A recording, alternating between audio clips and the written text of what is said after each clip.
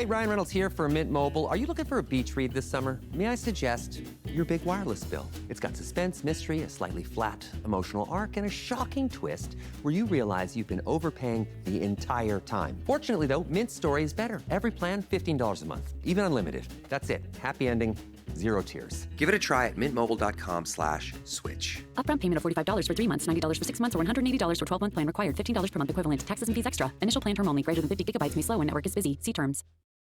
Hello, campers. Grab your marshmallows and gather around the True Crime Campfire. We're your camp counselors. I'm Katie. And I'm Whitney. And we're here to tell you a true story that is way stranger than fiction. We're roasting murderers and marshmallows around the True Crime Campfire.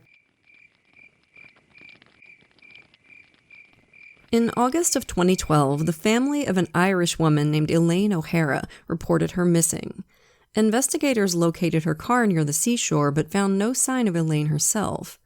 She had been struggling with her mental health for most of her life. In fact, the day she disappeared was the day she got home from a 5-week stay in a psychiatric hospital. So after a brief investigation, everyone concluded that Elaine must have taken her own life. But Elaine had been living a secret life for the past year and a half before she went missing, playing a dangerous game with a man obsessed with sexual violence. Every time she tried to escape his hold on her, he would draw her back in. Elaine's loved ones knew nothing about her double life, and if it hadn't been for a series of strange coincidences about a year after her disappearance, it would have stayed that way forever. But truth has a way of coming to the light, especially a truth as dark as this one. This is Cruelest Cut, the murder of Elaine O'Hara.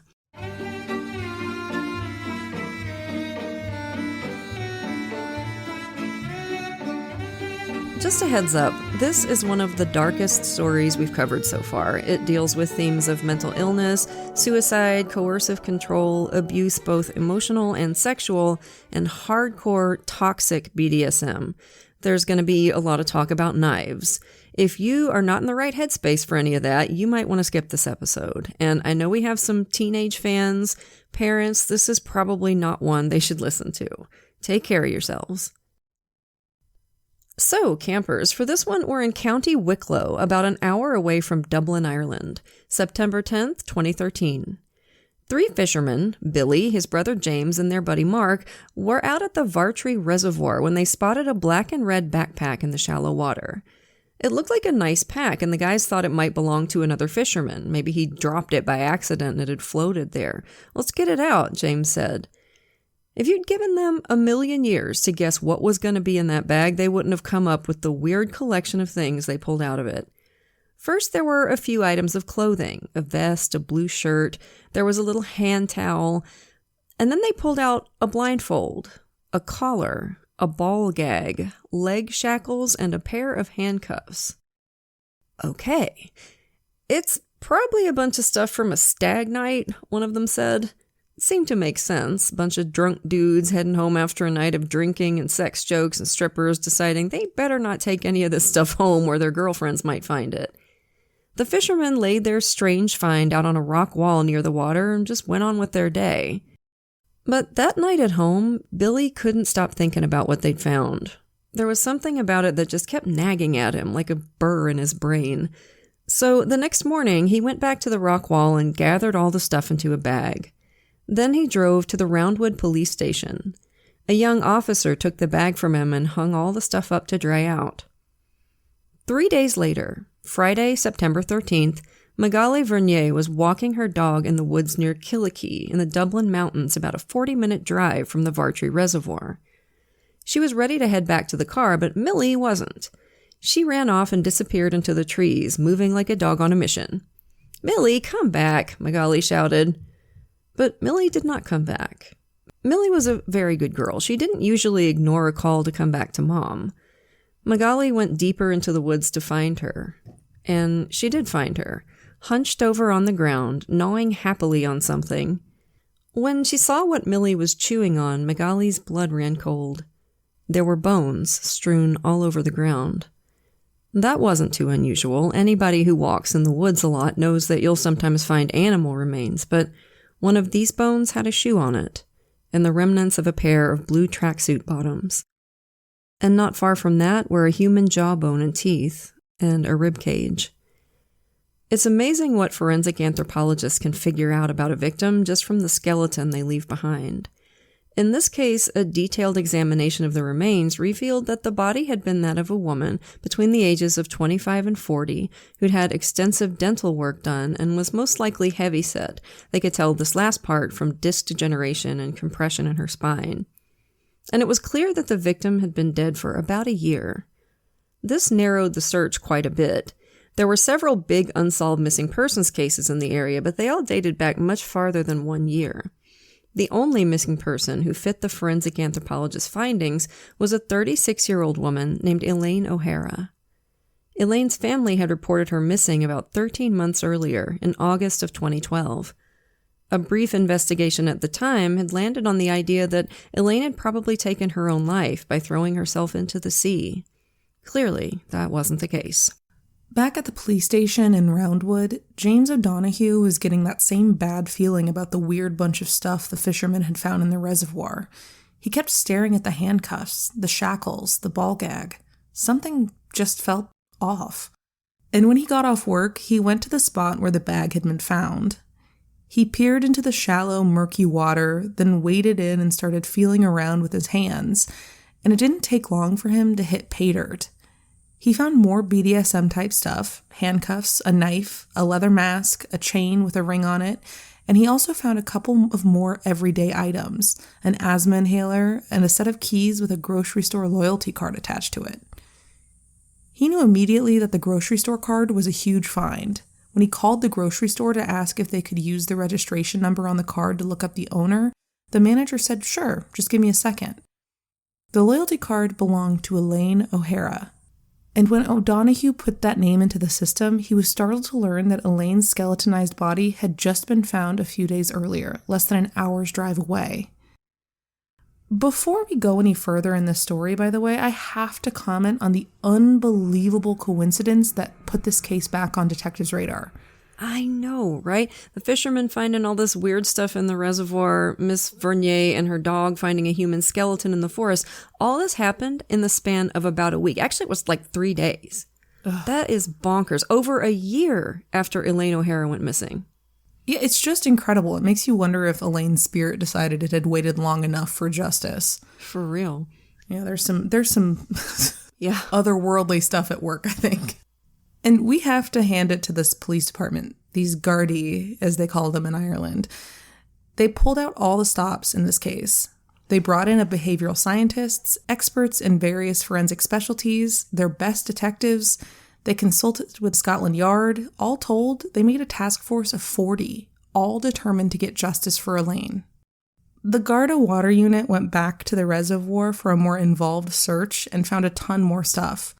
A pair of glasses, a pair of sunglasses, another backpack, and most tantalizing of all, 2 Nokia cell phones. They were sure these items belonged to their case because they traced the prescription glasses back to Elaine's ophthalmology records. It's just incredible. It's like they keep going back to the well and keep pulling water. It's amazing. Yeah, several times. It was really wild. They had a nice cache of evidence to get started on, and as the forensic tech folks got started on the Nokia cell phones, the detectives got to work reviewing the initial investigation into Elaine's disappearance a year earlier. Sadly, it had been easy for Elaine's family and friends to believe that she'd taken her own life. Elaine had a long history of mental health issues, going all the way back to her preteen years when she started self-harming and made a suicide attempt that resulted in a stay at St. Edmundsbury Hospital. Things had gotten worse when her mother died in 2002, and she'd had another major setback when her long-term therapist died suddenly a few years later. Elaine had been hospitalized over a dozen times over the years, sometimes as a result of suicide attempts and sometimes because she checked herself in voluntarily for support. At the time of her disappearance, she'd just been released from a stay at St. Edmundsbury, and her family were optimistic about her future. She'd volunteered to help with the 2012 Tall Ships races, and she was really excited about it. The organization that ran the races had made her a team leader, and she was really proud of that. She'd enrolled in night classes to study education so she could be a teacher. To her dad, Frank O'Hara, and her siblings, she seemed more grounded than she'd been in a long time. But she was discharged from the hospital on the morning of August 22nd. After a quick visit where she brought a little gift for her 2-year-old niece and she and Frank left flowers on her mother's grave, her family never saw her again. They figured they must have been wrong about her state of mind. Supposedly, people often seem to be doing better right before they take their own lives. They feel some relief from their pain because they've made a decision to end it. Now, the family had to confront a new reality, that their beloved daughter and sister and aunt had been murdered. During the initial investigation into Elaine's disappearance back in 2012, detectives had uncovered some disturbing information about her private life, and that information seemed to fit with some of the things that had been found in the reservoir. The leather mask, the handcuffs, the collar and chain, making the investigators feel like there was probably a connection. Elaine's dad told them that in 2008, 4 years before she went missing, they'd been in the middle of an argument when Elaine suddenly blurted out that she'd been seeing a married man, an architect who liked to tie her up and hurt her in bed. She said she'd asked this man to kill her, but he refused to do it. And then she just stormed out of the house, leaving Frank O'Hara just completely stunned, and she'd never brought it up again. It wasn't uncommon for Elaine to say things for shock value sometimes in the middle of an argument, so her dad thought that was probably all this was, but she had told her therapist the same thing, and several of her friends. In fact, Elaine had talked to her therapist about her fantasies starting all the way back to her teenage years. She had daydreams about being imprisoned, tied up, put in handcuffs or shackles. Several other people in Elaine's life had heard stories about her mystery man. One of the nurses at St. Edmundsbury told the police that the day before Elaine was discharged for the last time, which was also the day she went missing, she'd come into Elaine's room to find her in a bad mood. "I'm pissed at this man I know," Elaine told her. "He keeps calling me, texting me, trying to get me to act out bondage scenes with him. Violent stuff I don't want to do." The guy wouldn't leave her alone about it, she said. And he had a key to her place. Elaine seemed afraid of him. But she didn't want to go to the police about him. He had kids. She didn't want to traumatize the kids. Elaine loved children. At the time of her murder, she was about to finish a degree in Montessori method teaching. She told her friend Edna about the married guy too. She said he liked to tie her up, cut her with a knife, and masturbate over her. Ugh. She showed her some long, angry-looking scars on her belly. Edna was just shocked. Elaine said she tried to break off the relationship before, but the guy always managed to get her to come back. "You're playing a dangerous game here," Edna told her. "If you're not going to stop seeing him," she said, "at least do me a favor and keep this guy's information somewhere, just in case." "I have done that," Elaine said. "I've got it all written down in a safe place."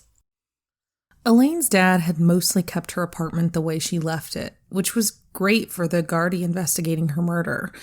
On the day she went missing, Elaine had left behind her phone and her purse, and CCTV had shown her leaving her apartment building carrying a different phone than the one her family usually saw her with.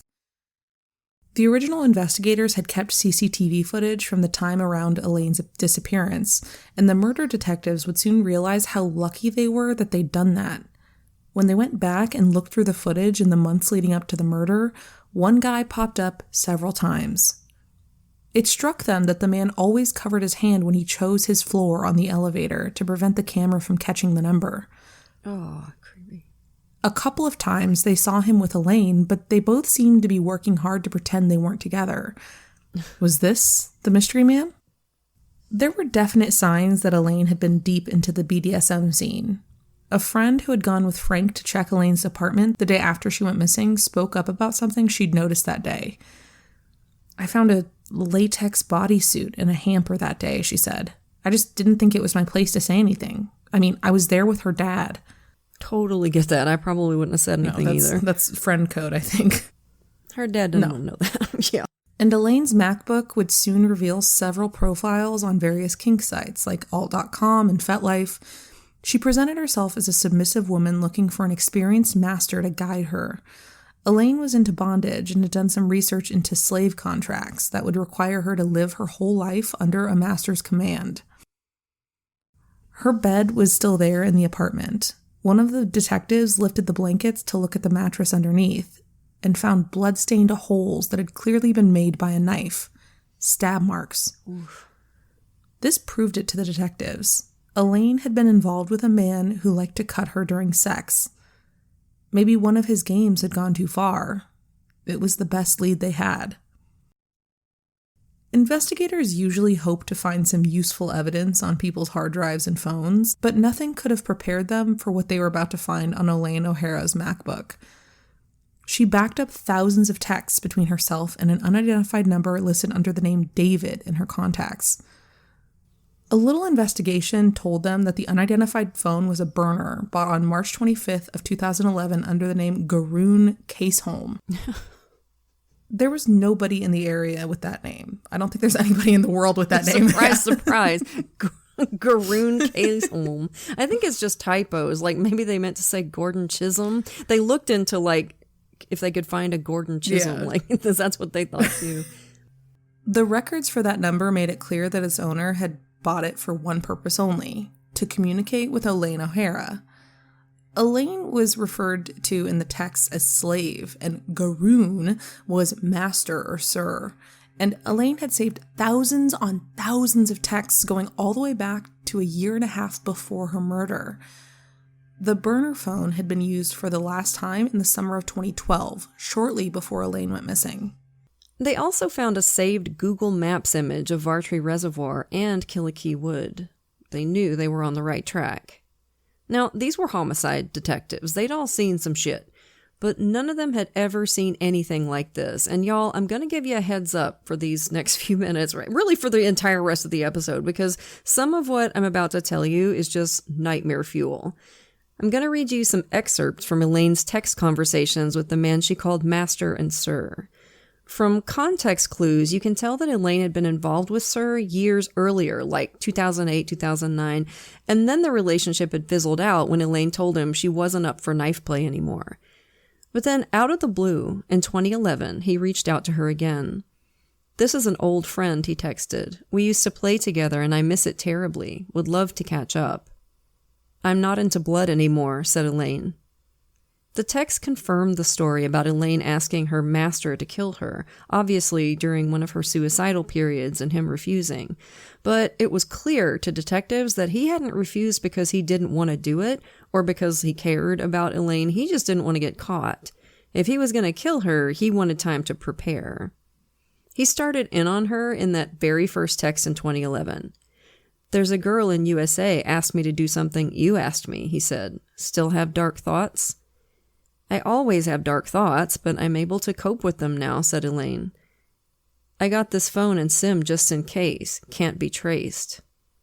He told her he missed her, wanted to start up their relationship again, and eventually wheedled her into meeting up the next day. That first exchange ends with him asking, "Do you ever think about me?" "Honestly, yes, I do," Elaine texted back. "But then I remember the blood." Elaine was reluctant to start things back up with this guy, that's very clear, but he obviously had a tight psychological grip on her. He knew she was a vulnerable person he could manipulate, and over the next 17 months, he embarked on a relentless campaign to talk her into letting him end her life. Sir was a big fan of the Gorian approach to dominance and submission.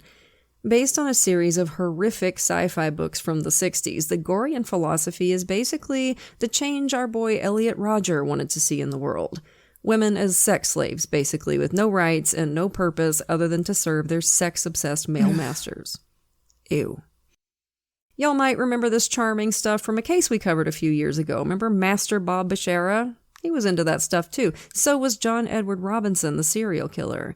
And Cameron Hooker, a man who kidnapped a woman named Colleen Stan and kept her in a box for 7 years. So, yeah, I feel like this stuff is not exactly kind to women. Nor is it standard BDSM, like by any means. We don't want to suggest that. Elaine really, really did not want knife play. She wanted a more standard dom-sub dynamic. I think, and I don't know, I'm not part of that community, okay? But I think she found some relief in the idea of somebody just telling her what to do in every aspect of her life. She'd always struggled so hard, keeping jobs, making friends, and dealing with social situations, just making decisions about her future. And I think for Elaine, there was just a comforting simplicity in the idea of handing her life over to someone else.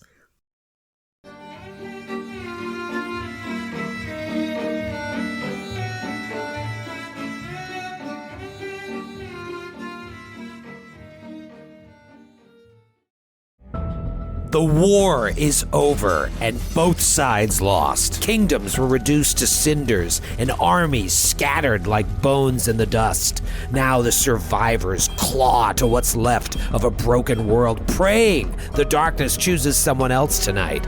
But in the Shadow Dark, the darkness always wins. This is old school adventuring at its most cruel. Your torch ticks down in real time, and when that flame dies, something else rises to finish the job. This is a brutal rules-light nightmare with a story that emerges organically based on the decisions that the characters make. This is what it felt like to play RPGs in the 80s, and man, it is so good to be back. Join the Glass Cannon podcast as we plunge into the Shadow Dark every Thursday night at 8 p.m. Eastern on youtube.com/theglasscannon with the podcast version dropping the next day. See what everybody's talking about and join us in the dark. From the parents behind Law & Order comes a mystery the whole family can enjoy.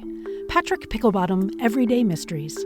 Step into the whimsical world of Patrick Picklebottom, a precocious 11-year-old with a love for reading and an uncanny ability to solve mysteries. Inspired by the beloved children's book of the same name, this podcast vividly brings Patrick's tales of deduction and everyday adventures to life as he unravels baffling enigmas and solves clever cases. Patrick Picklebottom Everyday Mysteries is perfect for kids and is just as entertaining for grown-ups who love a good mystery. The whole family can listen now, wherever you get your podcasts.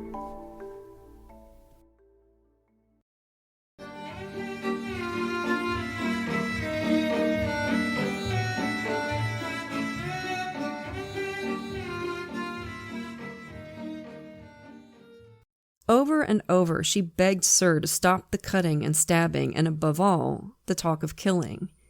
But for months and months before her murder, he constantly brought Elaine back to the subject of suicide. "Sir, please stop," she texted desperately one afternoon. "Can't we just have a normal master-slave relationship without this, please, sir?" Sir wasn't having it. "It's your fault I want to kill and you won't let me stab you," he wrote. His argument was that when she'd asked him to kill her back in 2008, a time in her life when she was in the depths of despair, she'd awakened this irresistible desire to kill. And now she was trying to deny him the pleasure of killing her. How dare she? He irritably agreed that he'd stop pestering her about letting him kill her, but made her promise that the next time she felt depressed, she'd let him. Jesus, this guy is just... whew. He didn't keep that promise, by the way. He started harping on it again almost immediately. It's genuinely sickening. And it's like shades darker than the guy that just won't leave you alone to sleep with him. But it's like worse than that. Yeah. The nightmare version of that. Yeah.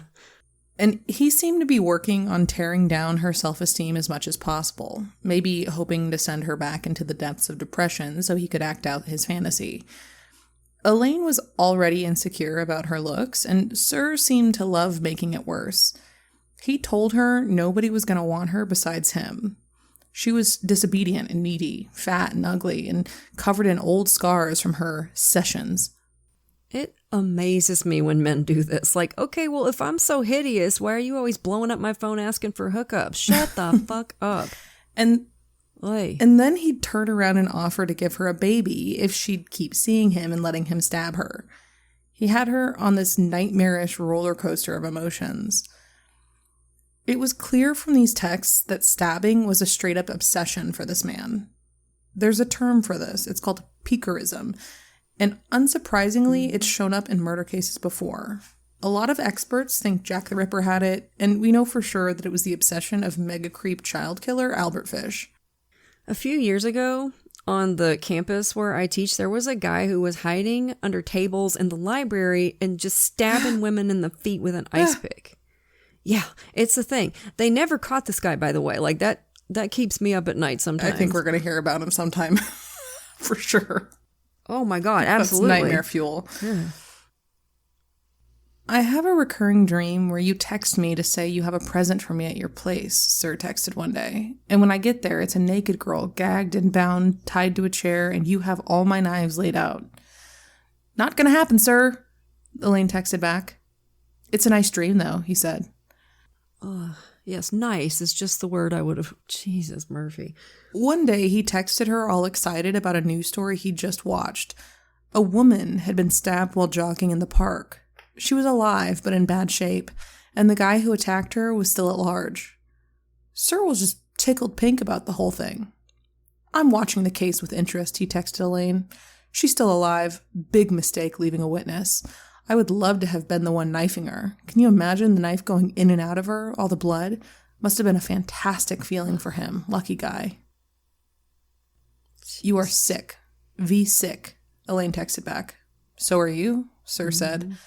"I know you wouldn't want me any other way. I'm going to do it," he said.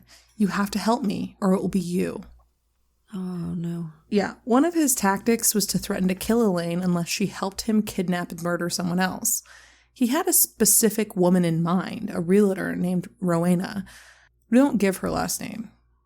"We need to plan it," he texted Elaine. "We need new untraceable pay-as-you-go phone. You make appointment to see a state agent at remote cottage. Need fake names and just say we are teachers." He texted her Rowena's work number. Elaine obviously did not want any part of this, and she tried to convince him it was too dangerous and they'd get caught immediately, which is true, I think. "I think it will be okay," he said. "Non-traceable phone, fake names, and off we go. Hammer her while her back is turned, cover her head, drag her into a back room, gag, rape her, stab her over and over, stomach, chest, side, tits, turn her over and stab her back and slit her throat. Then go back to yours and celebrate, knock you up." See, he's trying to convince her that if she helps him do this, he'll get her pregnant. He went back and forth between threatening her and offering her this thing that she wanted more than anything else in the world, which was to have a child. It's just unbelievable. And Elaine had actually told her therapist that she'd had a miscarriage in the summer of 2011, so this is about a year before her murder. She said she'd gotten pregnant after a one-night stand. Now, who knows if this was Sir or someone else? Elaine did have other partners here and there, but obviously the miscarriage was hard for her, and this piece of shit knew that. He was trying his hardest to manipulate her. One time she texted him, "Did you know that I'm scared of you? You have this hold over me that terrifies me. That's good for you to feel owned and that your life is in my hands every time you submit to me," Sir said. "I love that. Thank you. Do not fear death." Yeah, so it's not hard to figure out why Elaine checked herself back into St. Edmundsbury a month before her murder. This man was emotionally torturing her, physically torturing her too, for that matter. Yeah, absolutely. Her doctors felt like she improved quite a bit in the month or so she was in St. Edmundsbury. In the last couple of weeks of her stay, she was going back to work. She worked as a childcare assistant and at a newsagent's, and she was getting out a little bit during the weekend, and she was telling everybody how excited she was about the Tall Ships Festival, where she was going to be head volunteer. But every time Elaine tried to reach for the light, there was always Sir there to drag her back down into darkness. When he found out, Sir was furious that she'd tried to kill herself without me and ended up in the psych hospital again out of his reach. She was going to need to be punished for that, he told her. Elaine tried to push back. No, she told him. She wasn't into that stuff anymore. She didn't want to be stabbed or cut again, ever. But the deep psychological hold Sir had on her is crystal clear in their text exchanges. This was a vulnerable woman, fresh off a major depressive episode and still unsteady on her feet. Punishment wasn't a new concept to a woman used to the BDSM scene. In Elaine's mind, at least, it was part of being a submissive. Elaine was reluctant, but she told Sir she understood she had to be punished. She was willing to play ball once she was discharged from the hospital on August 22nd, but there would be a few conditions. She'd let him go to town as long as he promised not to injure her where people could see, or to the point where she'd be too sore for her volunteer job the next day. And she wanted him to stop talking about killing, for a while at least, until I get back on my feet, she said. Sir was over the moon. He'd found a really remote area in the Dublin Mountains, he said. He'd give her directions to get there. No, please, Elaine said, not outside. What if we get caught? But he assured her they wouldn't. This place was in the middle of nowhere. Leave your iPhone at home, he told her. Just bring slave phone and keys. Elaine had that one last happy afternoon with her family. And then Sir took over again. He sent her detailed instructions to get to the spot he'd chosen for her to wait for him to pick her up. He'd take her to the punishment site from there. Later, a jogger reported talking to a woman in a blue tracksuit who'd asked him for directions to the shore. She was out of it, the jogger said, distant, preoccupied, like she was in another world. It's almost like a scene from a dark fairy tale, isn't it, what happened next? She went down to the seashore to wait for Sir as he'd instructed, and he picked her up and led her into the deep, dark forest. He'd told Elaine in one of their last text exchanges that her punishment would be him pretending to do someone for real. He said, "Every time I stab or strangle you, I want you to think this is it." Evidence at the scene suggested he'd most likely tied Elaine to a tree before doing whatever he did to her. I'm assuming it was bloody and horrible. She didn't deserve it. This was the story told by the thousands of text messages Elaine and Sir had exchanged in the year and a half before her murder. What had happened to her was no longer a mystery.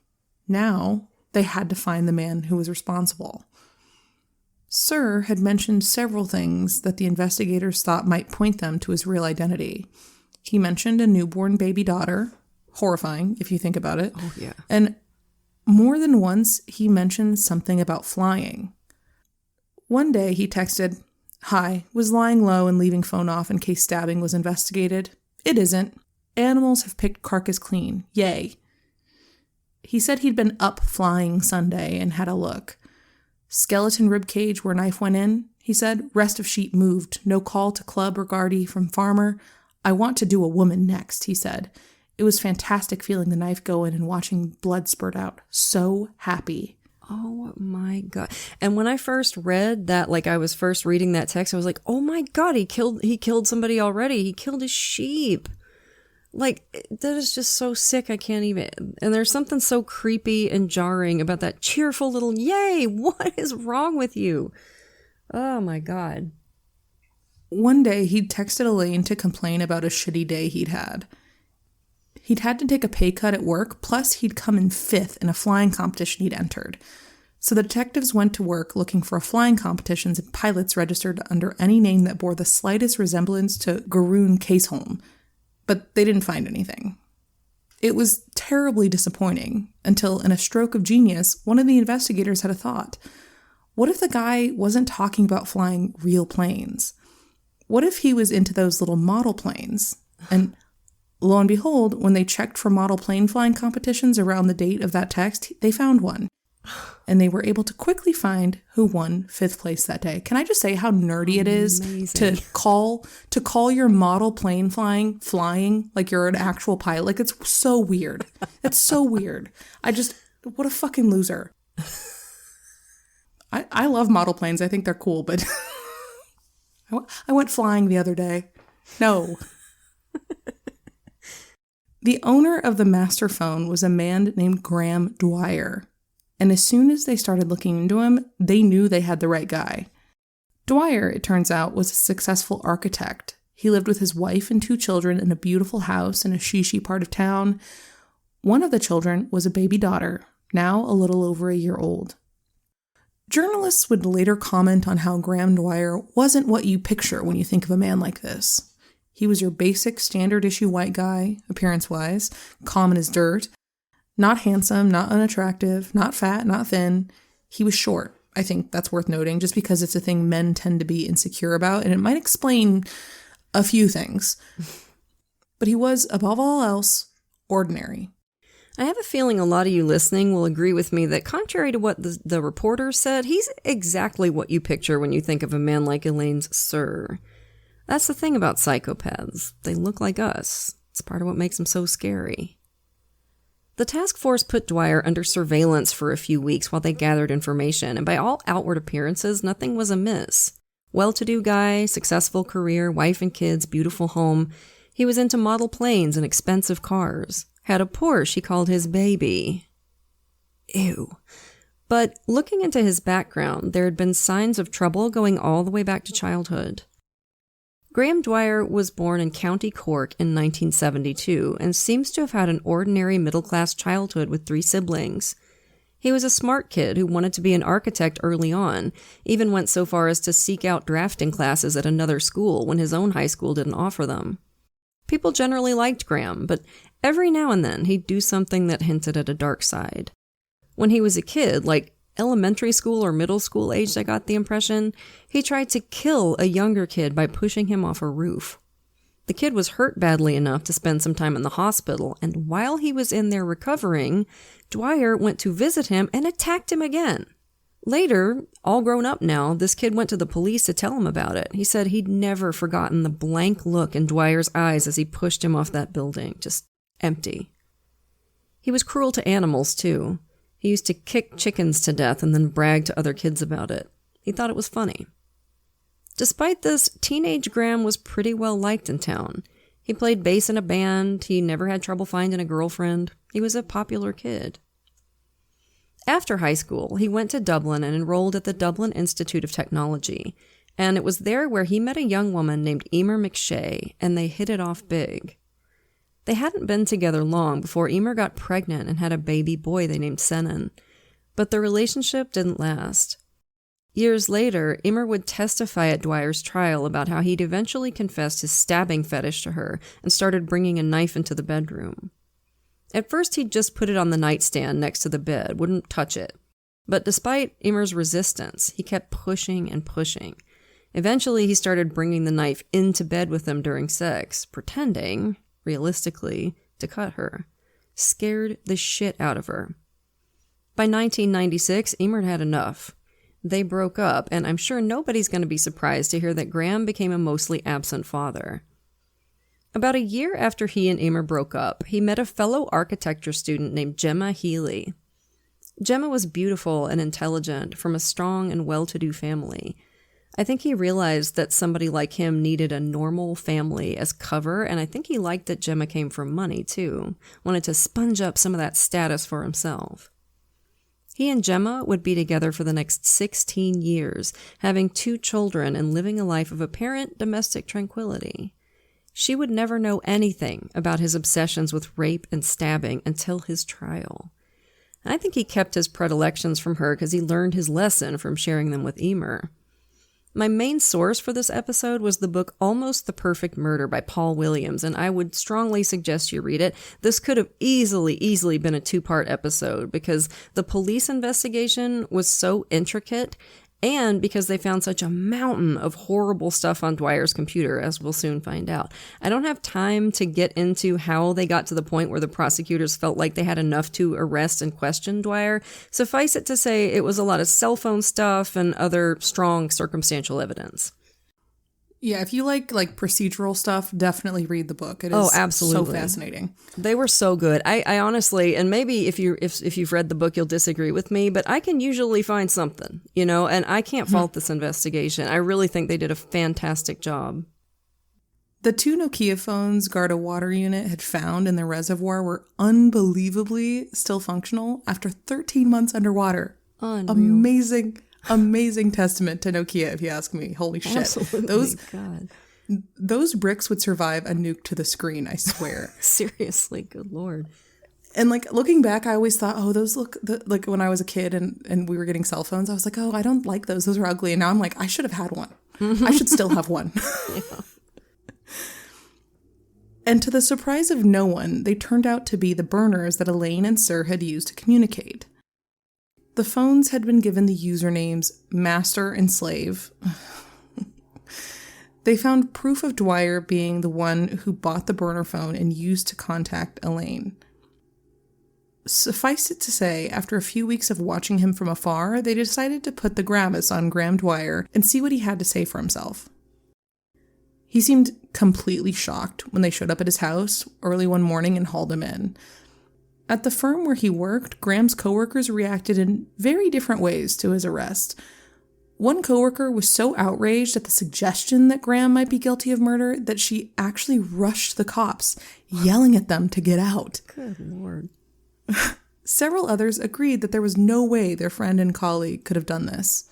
She had to have had a crush on or been banging him or something. That is the weirdest behavior. Good lord, rushing the cops. Yeah, ran at him. Get out. He would never. What is your problem? Lord have mercy. But one female coworker took one of the Gardaí aside and told him she'd been afraid of Graham Dwyer for some time. She'd had some kind of relatively minor disagreement with him when they worked together on a project, and his reaction scared her. Ever since then, she'd made sure not to be alone with him.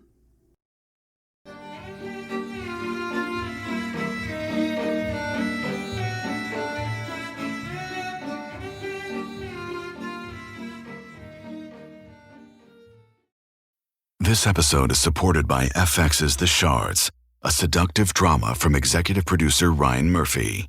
Set in 1980s Los Angeles, the series follows a group of glamorous, deeply entangled high school seniors drawn into a life of wealth, beauty, parties, and excess. At its center is Brett, whose reality begins to unravel when the arrival of a new student coincides with a series of mysterious murders. FX's The Shards premieres August 5th on FX and Hulu. The Tudors were probably the most scandalous dynasty in British history. Names like Henry VIII and Bloody Mary are still known today. This season on Vulgar History, we're spilling the historical tea on the messy Tudor era. We'll get into the Anne Boleyn of it all, figure out who really wrote Shakespeare's plays. Was Elizabeth really a virgin queen? And why was Henry VIII the f***ing worst? Listen to Vulgar History wherever you get podcasts.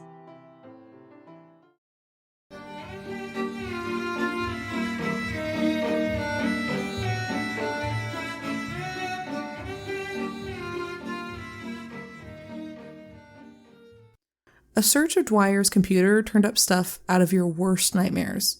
He tried to destroy his hard drive, but the forensic IT woman was able to recover the data on it. Yeah, she was a rock star in this case. Her name was Brid. I can't remember her last name, but she was, most of the really compelling evidence was due to her.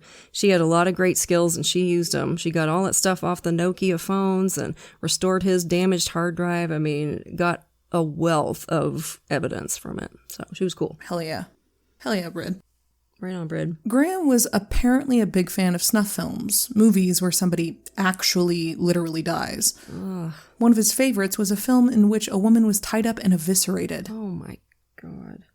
I knew videos like this existed before this case, but somehow hearing this one described in detail really hit me in the gut. Yeah. It's just so awful. It's hard to wrap your head around it, that there are people whose reaction to a film like that would be arousal.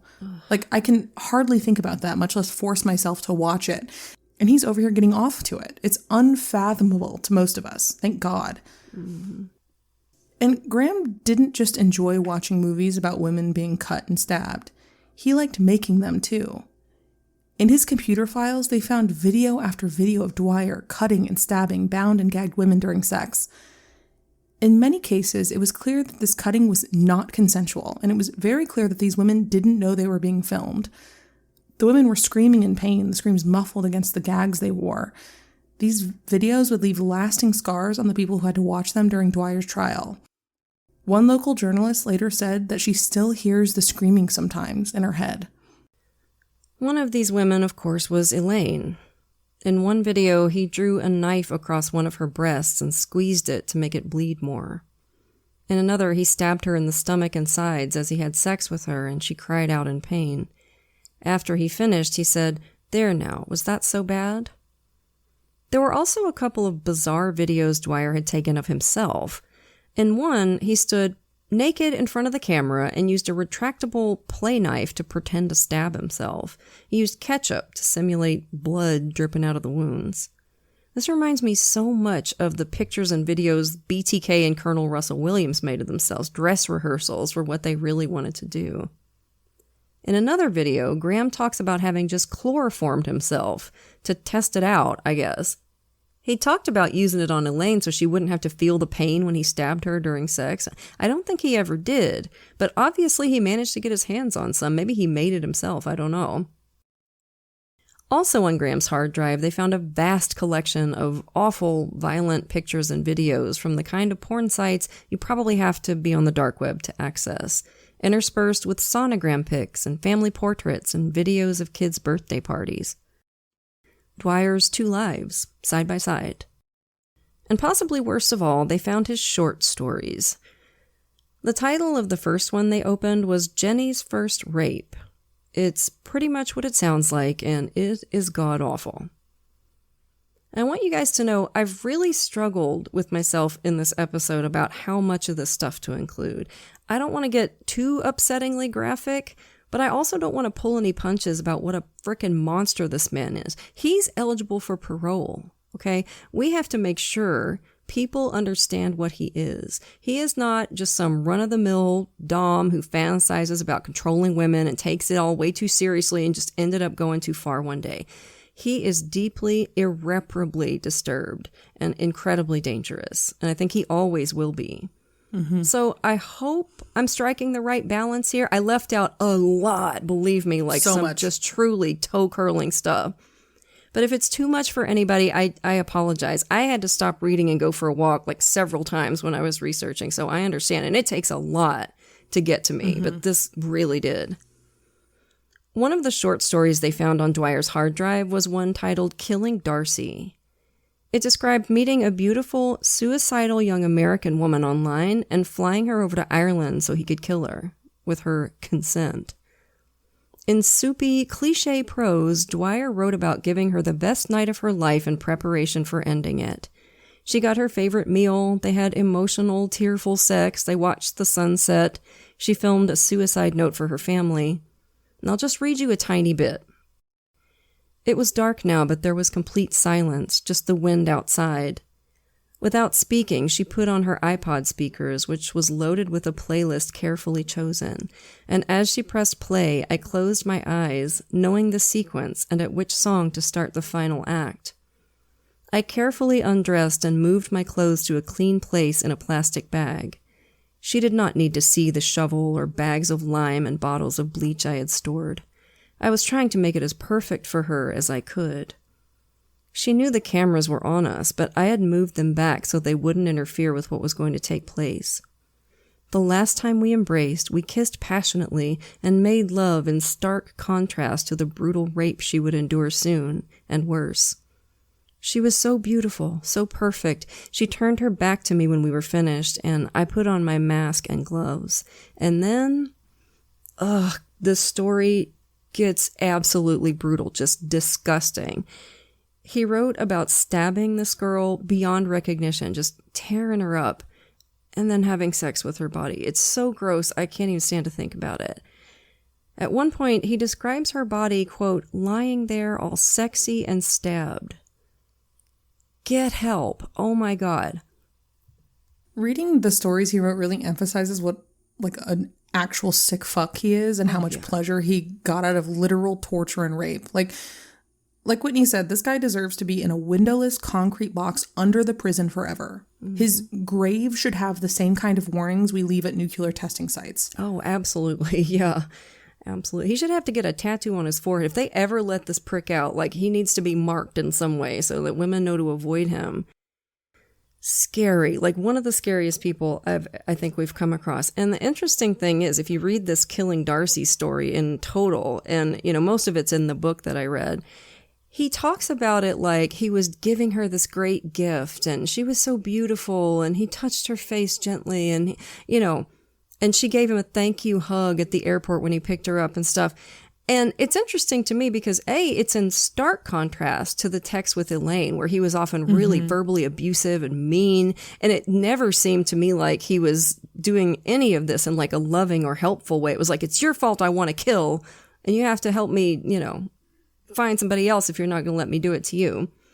But in the Killing Darcy story, it's this like sick, like romantic kind of vibe to it.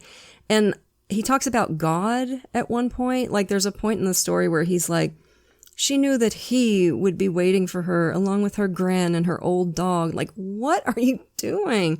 I don't know if it was a way for him to justify it in his own head. And that's why he was looking for suicidal people, because he thought that made it okay. I am very certain that if he had not gotten caught, I feel sure in my bones that he would have dropped that. I think he would have just started stabbing people at night in dark alleys. You know, I don't think that would have lasted. That was just his way of getting himself over the first hurdle, I think. So the killing Darcy story was so vivid, so specific, and so similar to what had actually happened to Elaine that the detectives felt that Darcy was probably a real person. And as it turned out, she was. I won't go into detail on how they found her. Read Paul Williams' book if you want more detail, but suffice it to say it was a combination of good forensic IT and good detective work. Her name was Darcy Day, and she lived all the way across the pond in the U.S. It's such an American name, too. It's so funny, like, you can tell when somebody's American versus Absolutely, from the UK. Darcy Day. Darcy Day.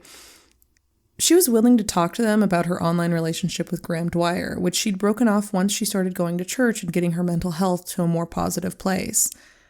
And the more detectives learned about her, the more eerie similarities they found between her and Elaine O'Hara.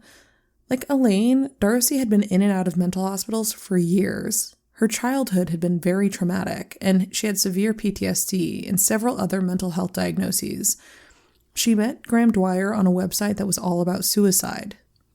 Think about that. He was trawling these sites looking for vulnerable women who would let him kill her. Jesus, John. And Graham ended up scrapping this plan, by the way, because he couldn't afford to fly Darcy over from the States. He was in a mountain of debt. Like mountain of debt from his obsession with fancy cars and fancy stuff. Unsurprisingly, in the interrogation room, Dwyer denied murdering Elaine. At first, he tried to pretend he didn't even know who she was, but he quickly realized that that wasn't going to fly. His argument was that they'd just met up for some BDSM scenes and that was it. He downplayed his interest in BDSM too, said he wasn't really that into it. Right. The detectives were interested to see that he was embarrassed that they knew about his fetishes. Like, not just worried he was going to go down for murder. He was genuinely embarrassed, too, kept muttering about how this would damage his marriage and his job and his standing in the community. Aw, puppy, are creepy little chickens finally coming home to roost? Graham Dwyer had victimized women for years. Now, women would help bring him down. From the brilliant criminal profiler that Gardy had consulted on with this case, to the women who had actually been with Dwyer, his ex-girlfriend Emer, his now ex-wife Gemma, much to his annoyance, Darcy, from the USA. He'd tried to scare her off while he was in jail awaiting trial. Somehow he'd gotten her address in Maine to send her a cheerful little card, as if to say, hey, I know where you live. Darcy was scared to death of him, but she still showed up to testify via video, and she did a fantastic job. The trial wasn't necessarily going to be a slam dunk. The medical examiner had never been able to determine the cause of death. There just hadn't been enough left of Elaine's body. The prosecution worried that this might make the jury balk at convicting Dwyer. But there was a mountain of strong evidence. Cell phone data that showed the master phone near Elaine's apartment and heading out to the murder scene on the day she went missing. Data that showed the master phone pinging identically with Graham Dwyer's work phone, showing that they were in the same place at the same time. A spade found at the murder scene that, according to Gemma, was theirs and had gone missing at the time Elaine went missing. Proof that Dwyer had bought a big hunting knife the day before the murder. Man, is he bad at this or what? Oh, and they also had CCTV of Dwyer at Elaine's apartment building carrying that same black and red backpack the fisherman had pulled out of the reservoir at the very start of the story. Boom. From her testimony at her ex-husband's trial, it is clear to me that Gemma Dwyer hadn't known anything at all about Graham's knife obsession or his predilection for infidelity. He'd managed to keep that completely separate from his family life. So this awful shit just came completely out of left field for her. Can you imagine? And they read some of his short stories at the trial, and one of them began with a cheerful little recollection of how he started having fantasies about stabbing and raping and killing when he was a teenager. And he described how every time he has sex, he fantasizes about shoving a knife up there instead of his penis. And she had to sit there and listen to that. And she'd been with him for 16 years. There's not enough soap in the world. I just feel so bad for this woman. And she held her own on the stand, man. She'd cut off contact with him pretty much the day he got arrested. And I'm sure just wanted to see him put away forever so she could move on with her children. Emer testified about how Dwyer kept insisting on bringing knives into bed when they were together and described him as abusive and controlling. He could have a scary temper. And Darcy, well, we know Darcy's story already. Worst of all for Dwyer, the judge allowed the prosecutors to play some of the horrific homemade sex videos they found on Dwyer's computer, including, of course, the ones that featured Elaine. The whole time they were playing, Dwyer's face was bright red with anger and humiliation. He really hated having his awful short stories read out loud in court, too. So, suck on that, sir. We can see you, sir. Everybody knows what you are. Pitiful twat. It's so satisfying to see a loser like this, who could only feel powerful when he was hurting people smaller and weaker than him, taken down and shown for what he really is. Like, genuinely, he should be humiliated, freak-ass bitch. Absolutely. And it was a humiliation ritual for him, and I'm thrilled about that. Graham Dwyer was found guilty of murdering Elaine O'Hara in 2015 and sentenced to life in prison, which isn't necessarily life in Ireland, but he has to serve a minimum of 12 years. And he's likely to serve many more. In 2023 in Ireland, the average amount of time a person sentenced to life spent in prison before parole was 24 years. Hopefully, our guy will be there way longer than that. And I'm going to leave you with a couple things. First, in the Killing Darcy story, Dwyer mentions taking a silver chain off his victim and storing it in a box, along with the memory cards from his cameras, quote, in a very special place. This caught the detectives' attention. They've never found such a box in any of the searches of Dwyer's or Elaine's properties, but many of the detectives involved in this case firmly believe that Dwyer filmed himself killing Elaine. Maybe one day a new owner of the Dwyer's old house will decide to do some HVAC work or knock down a wall, and there it will be. I won't be surprised at all if that happens. And then there's this amazing little detail in a case full of amazing details.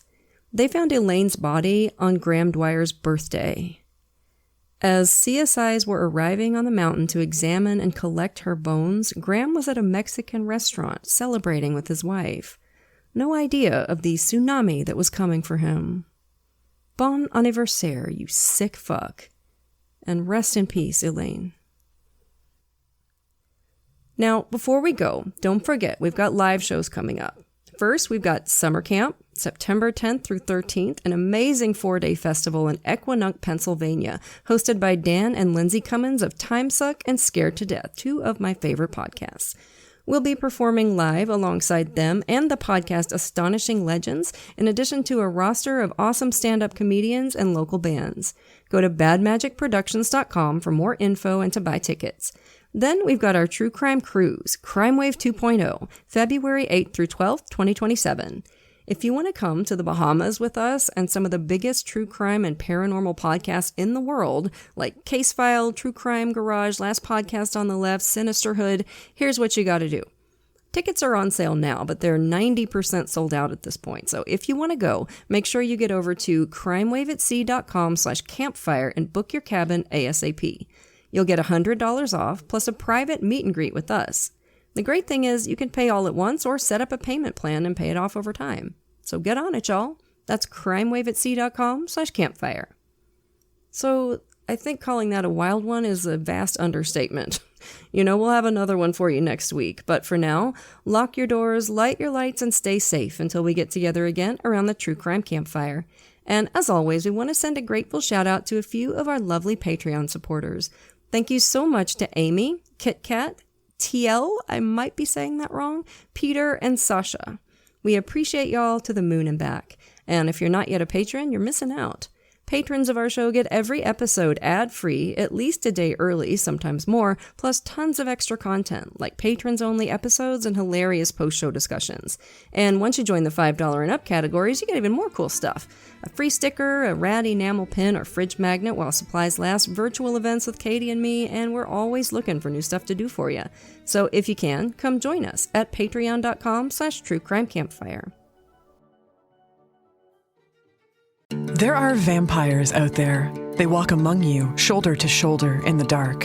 Heading to work, heading home, going to the bar. It's a life just like anyone else's, and I have grown used to it. To the darkness, to the moon, to the taste of blood on my tongue. But vampires are dying out. We are a fading kind, and I am the first one created in so long. and that is a dangerous thing to be. Those who came before me, elders of all stripes, they do not want to see our kind gone, and they will do anything to keep their power. And for myself, and for Grace who created me, that is a sword that hangs above our heads. And the worst person of all carries our secret, and he will use it however he sees fit. Who do you look to when things are at their darkest? From the creators of Parkdale Haunt comes Woodbine, a podcast about monsters, dreams, and changes, those you want and those you never saw coming. Season 2 arrives September 24th, distributed by Realm. The world of Sonic the Hedgehog has been thrust into a not-so-dark, not-so-stormy hard-boiled detective story that probably nobody saw coming. Follow Sonic and the intrepid Chaotix Detective Agency as they take on their biggest case yet. This high-flying, action-packed adventure will take them across the world, fighting for every clue they can find. It's one heck of a tale, which is good, because this story might be the only thing that can save their lives. Well, if that's all, I can just dispose of you. Wait, what? All will be revealed in Sonic the Hedgehog presents The Chaotix Case Files. Listen now, wherever you get your podcasts. The Chaotix are on the case.